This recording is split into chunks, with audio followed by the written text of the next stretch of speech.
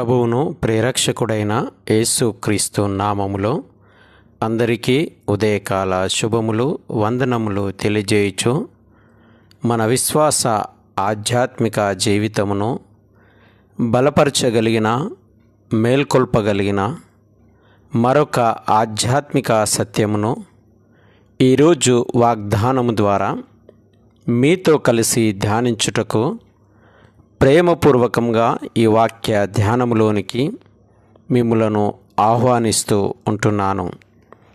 ఈరోజు దేవుని వాగ్దానము నహూము గ్రంథము 1వ అధ్యాయము 15వ వచనము. సువార్త ప్రకటించుచు సమాధాన వర్తమానము తెలియజేయువాని పాదములు పర్వతముల మీద కనబడుచున్నవి. యూదా, నీ పండుగల నాచరింపుము, నీ మ్రొక్కుబళ్ళు చెల్లింపుము. వ్యర్థుడు నీ మధ్యానిక సంచరించడు, వాడు బొత్తిగా నాశనమాయెను. ఈ మాటను బట్టి ప్రవక్త ద్వారా దేవుడు ఈ మాటలు పలికించినటువంటి విధానమును గమనించినప్పుడు సర్వ సృష్టిలో సర్వ మానవాళి పట్ల దైవభక్తి కలిగినటువంటి వారి పట్ల దైవ సంకల్పము ఏమై ఉన్నది అనే గ్రహింప చేయగలిగిన గొప్ప విషయాలు మనకిక్కడ కనబడుచూ ఉన్నవి. మొదటిది, మంచి వార్తలను అనగా శుభవర్తమానములను అందించేటటువంటి వారి యొక్క కార్యములు ఆ సమాధాన వర్తమానం వలన ఏ విధంగా హెచ్చింపబడుతూ ఉంటుంది. రెండవది గమనించినప్పుడు పండుగలను మ్రొక్కుబళ్లను చెల్లించడం వలన ఆధ్యాత్మిక జీవిత ఎదుగుదల అనేది ఏ విధంగా అభివృద్ధి చెందుతూ ఉంది. మూడవది, వీటి ద్వారా కలిగేటటువంటి ఫలితము ఏమిటి అని ఆలోచన చేసినప్పుడు వీటిని జరిగించుటలో అక్కడ జరిగేటటువంటి కార్యము చెడు అనేది వ్యర్థమైనది అనేది వ్యర్థుడు అనేటటువంటి ఆ విధానము వారి మధ్యలో ఉండకుండా సంచరించకుండా దూరపరచబడుతుంది అనేది జ్ఞాపకం చేయబడుతూ ఉంటుంది. మనము మానవ సమాజమును గమనించినప్పుడు కూడా మంచి అనేది ఎంతగా విస్తరిస్తూ ఉంటుందో అలాగే చెడు అనేది కూడా సమాజంలో ఆ విధంగానే విస్తరిస్తూ సమాజానికి పెను సవాళ్ళు విసురుతున్నటువంటి వ్యర్థుడు కలిగి ఉన్నటువంటి వ్యర్థమైనటువంటి క్రియల ద్వారా హాని కలిగిస్తున్న సంఘటనలు మనం చూస్తాం. ఉదాహరణకు మనం చూసినప్పుడు ప్రస్తుత దినాల్లో లేదా నాటి దినాల్లో మనం గమనించినప్పుడు మనుషులను పలకరించినప్పుడు మానవ జీవన విధానమును గురించి అడిగినప్పుడు ప్రతి వ్యక్తి చెప్పేటటువంటి మాట ఏమిటి అంటే, నీతి న్యాయములు చచ్చిపోయినాయండి, అక్రమాలు అవినీతి జరుగుతున్నాయండి, చీకటి సంబంధమైనటువంటి అనైతిక జీవితాలు సమాజాన్ని విచ్ఛిన్నము చేయుచు చెడు క్రియలు ఈ లోకంలో సమాజంలో అధికమైపోయినాయి అనేటటువంటి జవాబులు ఎక్కువగా మనం వింటూ ఉంటాం. ఈ విధంగా అయిపోయింది సమాజము, ఆ విధంగా అయిపోయింది అనేటటువంటి చెప్పే విధానాలను మనం చూస్తూ ఉంటున్నాం. ఇలాంటి సందర్భంలో ఒక పట్టణాన్ని మనం జ్ఞాపకం చేసుకోవాలా. అది ఏంటంటే సొదొమ గొమొర పట్టణము.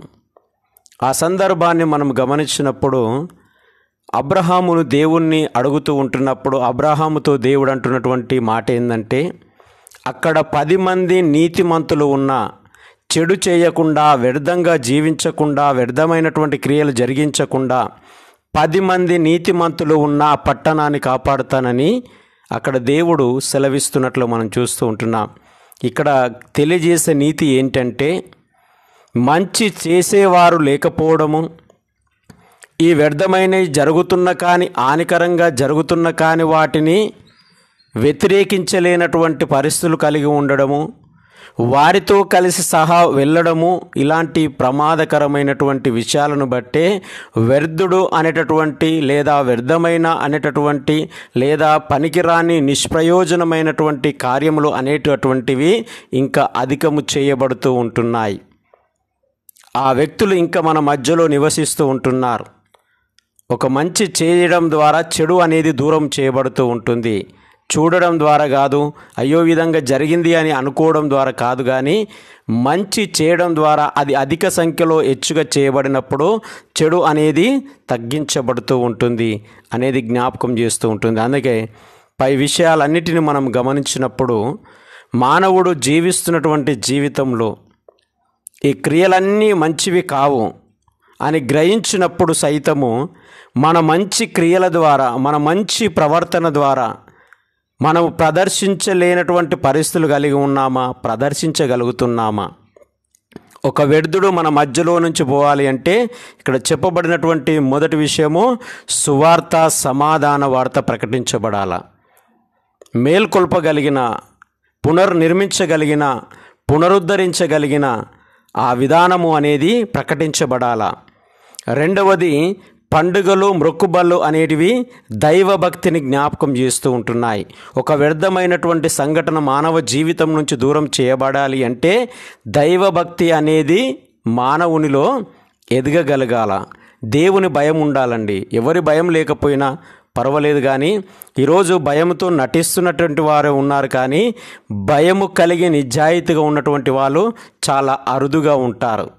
అందుకే అక్కడ వారిని జ్ఞాపకం చేస్తుండే, ఎందుకు మొక్కుబళ్ళు, ఎందుకు ఈ యొక్క అర్పణలు అర్పించమని, పండుగలు జరిపించమని జ్ఞాపకం చేస్తున్నారు అంటే ప్రస్తుత సందర్భాన్ని, ఆ యొక్క పుస్తకము సందర్భాన్ని మనం గమనించినప్పుడు ఈ నినివే అనేటటువంటిది అషూరు యొక్క రాజ్యానికి రాజధాని. ఈ యొక్క పట్టణ పరిస్థితులను నినివే పట్టణము పాడైతుంది వారి క్రియల ద్వారా అని చెప్పబడినప్పుడు, యోనా వెళ్ళి ప్రకటించినప్పుడు వారిలో మేల్కొల్పబడి, పునరుద్ధరించబడి, దేవుని తీర్పు నుంచి తప్పించుకొని వారు సుమారుగా ఒక 100 సంవత్సరాల ప్రయాణం చేయగలిగినారు. ఆ తర్వాత ప్రకటించబడినటువంటి సందర్భమే ఈ నహూము గ్రంథము మన జ్ఞాపకం చేస్తూ ఉంటుంది. ఆ 100 సంవత్సరాల చరిత్రలో వారు ఏ విధమైనటువంటి పతనానికి దిగజారిపోయినారు, ఏ విధమైనటువంటి జీవితానికి వారు లోనైనారు అంటే అపవిత్రమైనటువంటి, క్రూరత్వం కలిగినటువంటి, అక్రమ క్రియలకు సంబంధించినటువంటి ఆధ్యాత్మిక ఉజ్జీవము నుంచి వెనుకడుగా వేసి తన జీవితాలను నాశనానికి నడిపించుకున్నటువంటి దౌర్భాగ్యమైనటువంటి స్థితికి వారు దిగజారిపోయినారు. వారి చెరలో ఉన్నటువంటి వారే ఈ యూదా ప్రజలు. వీరు దేవుని పండుగలకు దూరం చేయబడ్డారు. పండుగలు చేయలేనటువంటి పరిస్థితుల్లోకి వెళ్ళిపోయినారు. దేవునికి కృతజ్ఞత అర్పణలు లేదా మొక్కుబళ్ళు చెల్లించేటటువంటి స్థితికి దూరము చేయబడ్డారు. కాబట్టి వారిలో ఆధ్యాత్మిక జీవితము అనేది సన్నగిల్లింది, దైవభక్తి అనేది సన్నగిల్లింది, దేవునికి దూరం చేయబడ్డారు. కాబట్టి మిమ్మల్ని విమోచించడానికి మిమ్మల్ని దర్శించబోతున్నాడు దేవుడు అని వారిని ధైర్యపరుస్తూ ఈ నహూము ప్రవక్త వారితో జ్ఞాపకం చేస్తూ ఉంటున్నాడు. అందుకే ఆయన అంటున్నాడు, ఏమంటున్నాడంటే, సువార్త ప్రకటించుచు సమాధాన వర్తమానము తెలియజేయుచు వారి పాదములు పర్వతముల మీద అవి గొప్ప చేయబడతాయి. అనగా ఈ పట్టణము అనేది పర్వతముల మీద ఉన్నది కాబట్టి వారు దేనికి మేము భయపడము అనేటటువంటి గర్వంతో ఉన్నారు.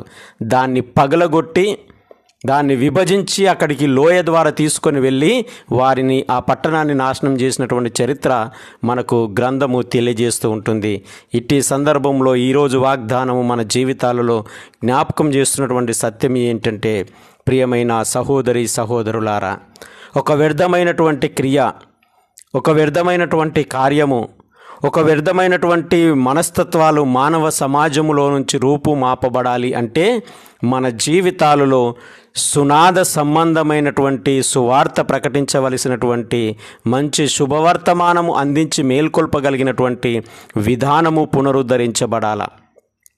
రెండవది, మానవ జీవితంలో ప్రాముఖ్యమైనది దైవభక్తి ఆధ్యాత్మిక స్థితి ఎన్ని గోపురాలకు ఎన్ని గుడులకు వెళుతున్నావు అనేది కాదు, కానీ నీ ఆధ్యాత్మిక జీవితము ఏ విధమైనటువంటి పండుగలను ఆచరించడం ద్వారా, మొక్కుబళ్ళు చెల్లించుకోవడం ద్వారా నువ్వు పునరుద్ధరించబడుతున్నావు అనేది అక్కడ జ్ఞాపకం చేయబడుతూ ఉంటుంది. తద్వారా కలిగేటటువంటి కార్యం ఏంటంటే, మంచి నీవు చేయడం మొదలుపెట్టినప్పుడు చెడు అనేది నీ నుంచి దూరము చేయబడుతూ ఉంటుంది అనేది జ్ఞాపకం చేయబడుతూ ఉంటుంది. ప్రియమైన స్నేహితులారా, ఉదయకాల సమయంలో మన జీవితాలను పరిశీలించుకున్నప్పుడు మనము కూడా వ్యర్థమైన వారు ఉండకుండా పవిత్రమైనటువంటి లక్షణాలను కలిగి, ఇదిగో ప్రత్యేకమైనటువంటి సునాద సంబంధమైనటువంటి మంచి లక్షణాలను, ఇదిగో దైవభక్తి కలిగి ఎందుకు పండుగలు ఆచరిస్తూ ఉంటున్నాము, ఎందుకు మొక్కుబళ్ళు చెల్లించుకుంటున్నాము అనే నైతిక అవగాహన కలిగి చెడును దూరం చేయగలుగుతున్నామా, మంచిని పెంపొందించగలుగుతున్నామా, మనల్ని మనం ఆలోచించుటకు దేవుడి మాటలు దీవించునుగాక. పరిశుద్ధుడా, ప్రేమగల తండ్రి, మహోన్నతుడా, నీకు వందనాలు, స్తుతులు, స్తోత్రములు చెల్లిస్తూ ప్రార్థిస్తూ ఉంటున్నాం. నిజమే ప్రభువా, మా జీవితాలలో వ్యర్థమైనది మాలో నుంచి దూరం చేయబడాలి అంటే మంచిది మాలో ఉద్భవించగలగాల. అలాంటి గొప్ప వాగ్దానమును మాతో జ్ఞాపకం చేస్తున్నందుకు మీకు వందనాలు చెల్లిస్తూ ఉంటున్నాం. ఉదయకాల సమయమున బిడ్డలందరినీ దీవించండి. కన్నీళ్లతోనూ, దుఃఖముతోనూ, బాధలతోనూ, కుటుంబ సమస్యలతోనూ, ఆర్థిక అప్పుల బాధలతోనూ ఈ కృంగిపోతున్న నలిగిపోతున్నటువంటి బిడ్డలను మీ కృపగల హస్తంల కిందకి తీసుకుని వస్తూ ఉంటున్నాం. చదివిన చదువులను బట్టి ఉద్యోగాలు దొరకలేక బాధపడుతున్నటువంటి బిడ్డలను, ఉద్యోగాలు చేస్తూ రాకపోకలేందు నీ యొక్క సన్నిధిని కాపుదలను అనుగ్రహించమని ప్రార్థిస్తున్నటువంటి బిడ్డలను, ఇదిగో పొలం పనులను, ఇదిగో పాడి పంటలను, పశువులను మీరు దీవించి ఆశీర్వదించి, ఈ దిన దీవెనలతోనూ ఆశీర్వాదములతోనూ ప్రతి బిడ్డను నింపి దీవించి ఆశీర్వదించి, వారి కోరికలను మనవులను నెరవేర్చి, వ్యర్థమైన దాని యందు మనసు పెట్టకుండా నీపైన ఆధారపడి వ్యర్థుణ్ణి తన జీవితంలో నుంచి, సమాజంలో నుంచి దూరపరిచేటటువంటి కృపను దయచేయమని యేసయ్య పరిశుద్ధ నామమున ప్రార్థించి అడిగి వేడుకొనుచున్నాము తండ్రి. త్రియక దేవుని యొక్క దీవెన, ఆయన నిత్య సమాధానము మనందరికీ తోడుని దీవించి ఆశీర్వదించును గాక. ఆమేన్.